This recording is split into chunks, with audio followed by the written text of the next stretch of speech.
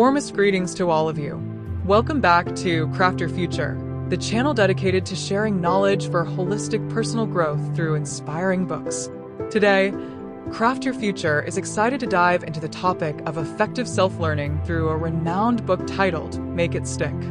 Its Vietnamese translation is Hoc Dao No Do, Learn It, Know It. This book was written by 3 cognitive psychologists, 2 of whom specialize in learning and memory research. The authors spent a decade crafting this book. Upon its release, it topped Amazon's cognitive psychology bestseller list for 4 consecutive years. If you translate Make It Stick directly, it means to make it lasting, to keep it ingrained. The book's subtitle refers to the science of effective learning. Meanwhile, the Vietnamese title, Be Quiet Hoc Dao No Do, Phuong Phap Ghi No Con Goen, The Secret to Learning and Remembering Wisely, sounds catchy, but may mislead readers into thinking the book focuses primarily on memorization techniques. It also subtly suggests that the goal of learning is to remember everything exactly as learned. However, the core message of this book reveals that learning is not just about memorizing. Through cognitive science, it offers deeper insights into how the brain works, highlights common learning mistakes most of us make, and reveals the true essence of learning while presenting the most effective learning methods. If you had read this book earlier, I believe your learning would have taken a quantum leap. Learning here isn't just about school. It includes self-learning skills, languages, and reading books. Whether you're still a student or have left the classroom behind, learning is a lifelong pursuit for all of us. Mastering these learning methods is the key to creating transformative change in your life. Now, let's dive into today's sharing to discover how to learn effectively for yourself. First, we must clarify one question. What is the ultimate purpose of learning? The book presents a case study. Pilot M. Brown, novice, was tasked with flying solo at night in a twin-engine plane to deliver goods to Kentucky. At 11,000 feet, the right engine's output pressure suddenly dropped. M realized he was in trouble. His mind raced with questions. If the engine fails, how long can the plane stay aloft before shutting it down? If the right side loses lift, will the plane crash? Decisively, he shut off the right engine, adjusted the propeller to reduce drag, and boosted power to the left engine. After flying about 10 miles, M landed safely. Here's the truth. We often learn in a fog, absorbing vast amounts of knowledge without knowing if it will be useful later. But consider critical moments when there's no time to Google or ask others, and everything depends on you. Can you quickly recall knowledge and act accurately? Of course, not every lesson prepares us for life or death situations, but this scenario underscores a key point.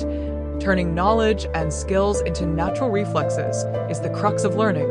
Creating natural reflexes means, in a short time, you can quickly and accurately recall knowledge and apply it. If you achieve this, you've truly learned a concept or mastered a skill. If not, it's worthless. In short, the core purpose of learning isn't memorization, it's application. The key to effective learning lies not in input, but in output. Yet, in reality, we spend too much time memorizing. This is why most people work hard in vain. Before exploring mistaken learning methods, we need to understand the basic principles of memory and learning.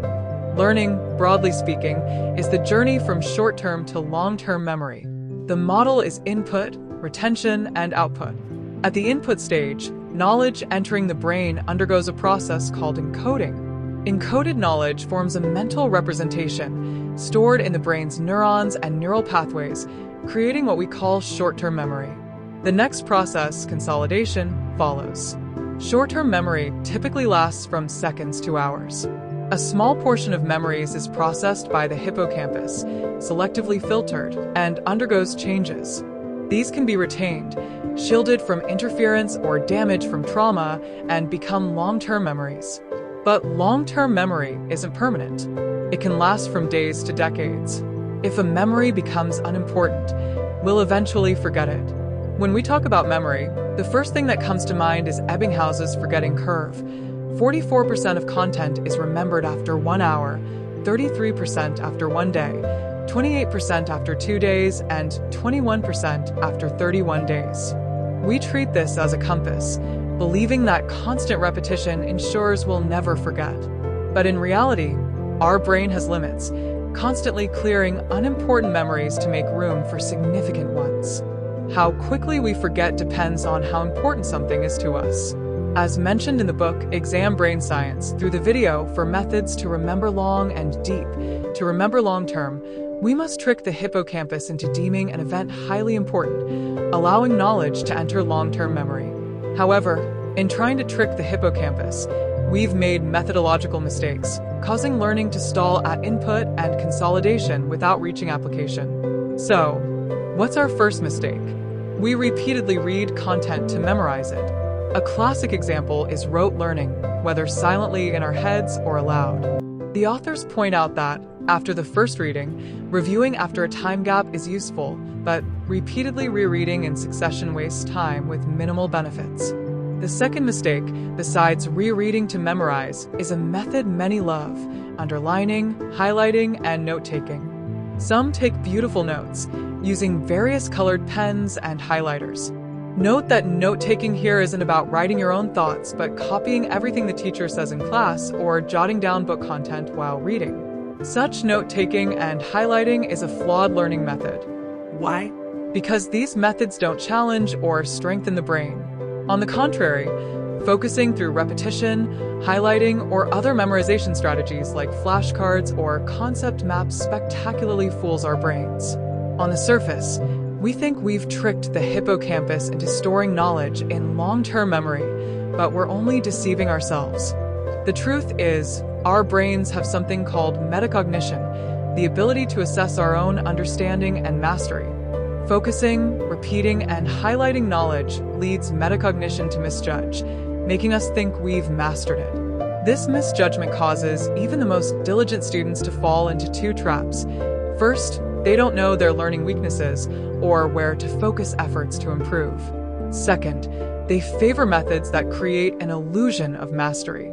So, what's the truly effective way to learn? Now, let's explore the 3 most effective learning methods. 3 cognitive psychologists spent 10 years developing a method called retrieval practice. This is a truly effective learning approach. As stated, the ultimate goal of learning isn't memorization but application. So, we must refine our mental model to move knowledge from encoding, input, to consolidation, and finally to retrieval, output. Precisely, we need to learn to transform knowledge from short-term to long-term memory, ensuring it can be quickly recalled when needed. The way to achieve quick recall is through retrieval practice. Retrieval means calling up knowledge and expressing it outwardly. How do we practice retrieval? The key method is testing. However, mentioning final exams or midterms may evoke fear or even resentment for many. The book cites an experiment at a Columbia middle school. Researchers divided 8th graders into 2 groups learning science differently. One group used the old method, rereading under teacher guidance without tests. The other group frequently took short quizzes on the material. A month later, in a major exam, the quiz group averaged an A-, while the rereading group averaged a C+. Despite students' dislike for tests, testing is the best way to boost learning efficiency. Why do so many hate tests? Because retrieving through tests is like a trial for the brain. Sometimes you recall knowledge, other times, no matter how hard you try, you can't. This challenge is undoubtedly painful. However, we must understand, the easier learning feels, the less effective it is. Learning is a process of self-challenge. Only by continually challenging yourself can you achieve deep, lasting memory. Effortless learning is like writing on sand. So, actively retrieving learned knowledge throughout the learning process, self-testing more is key.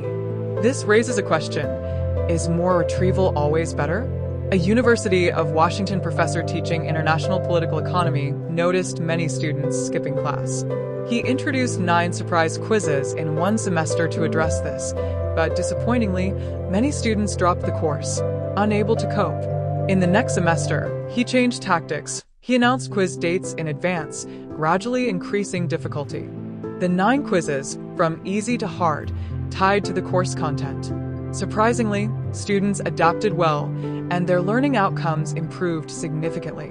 In reality, for teachers, it's not about giving as many or as difficult tests as possible, nor should they be too easy.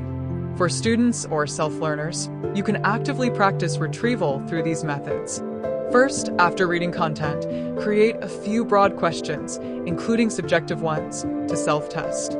Second, after finishing a section, summarize the main points in your own words. Third, after reading a book, close it and try summarizing its core ideas. Like me, after finishing a book, I spend an hour recalling, closing the book, grabbing paper, and drawing a mind map. Next, when encountering new knowledge, recall old knowledge, connect them, and find additional examples beyond the book. Fifth, teaching is the best way to learn the Feynman technique. After summarizing and recalling content, explain it to others as if teaching them. This process is highly effective retrieval practice. Finally, besides tests, immediate application is another form of retrieval practice. For example, the best way to learn English is to speak it directly. Similarly, for any knowledge, don't just memorize. After absorbing a large amount in a short time, apply it immediately.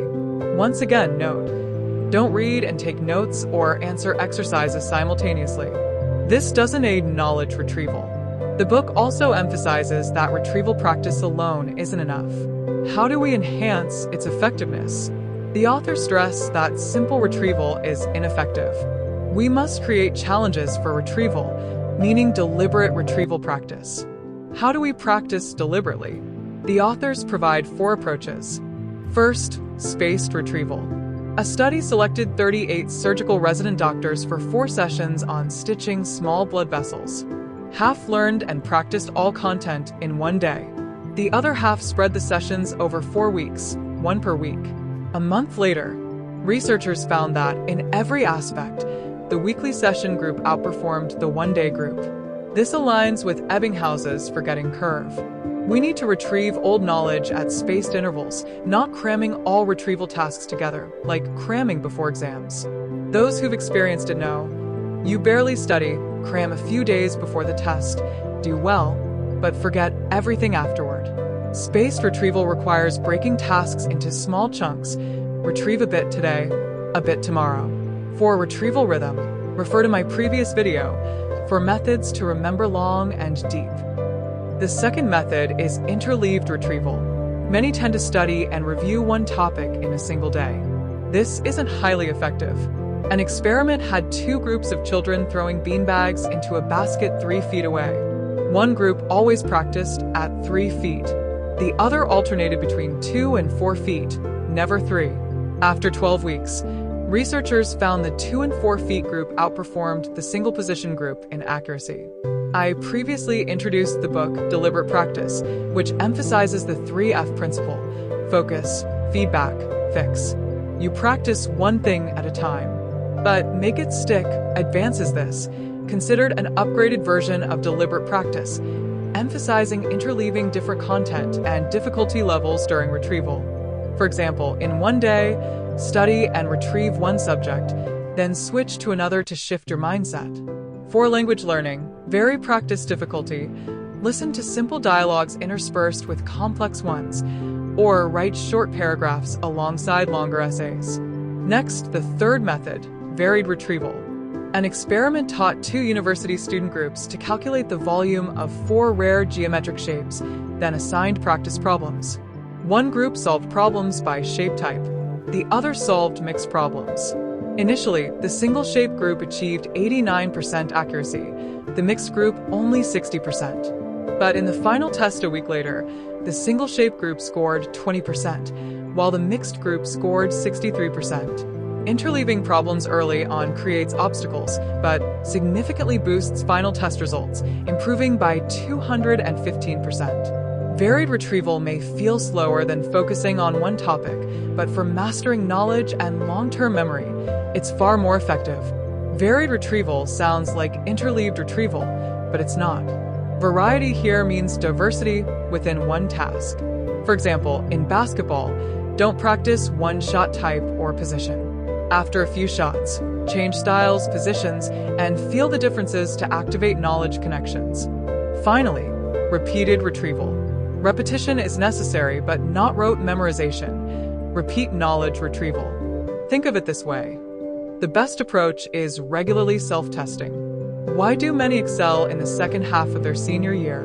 Because it's test-heavy, 3 small tests a day, a big test every 5 days. Seriously tackling these tests leads to remarkable progress. That's all I want to share about effective learning methods. You might think this approach isn't new, echoing the adage, learning must pair with practice, a simple truth everyone knows. Yes, but too many simple truths in life we fail to take seriously, wasting time. This book, through 10 years of experiments, proves a simple principle but goes further, offering deliberate practice methods, giving you the key to truly upgrade your self-learning. Another note, encoding and consolidation are crucial, how you remember and retain knowledge in short-term memory. You need memory to practice retrieval. Today's video doesn't delve much into encoding or memorization techniques, which is a separate topic involving classification thinking, systematic thinking, ordered and unordered connections, linking old and new knowledge, and so on. Here, we focus on transforming knowledge from short-term to long-term memory, ensuring quick retrieval when applied. I hope these principles and methods spark a breakthrough in your learning and life. Thank you for listening. If this video was helpful, share it with those who need it. Give me a like, subscribe, and turn on notifications for our weekly videos. Once again, thank you, and see you in the next videos.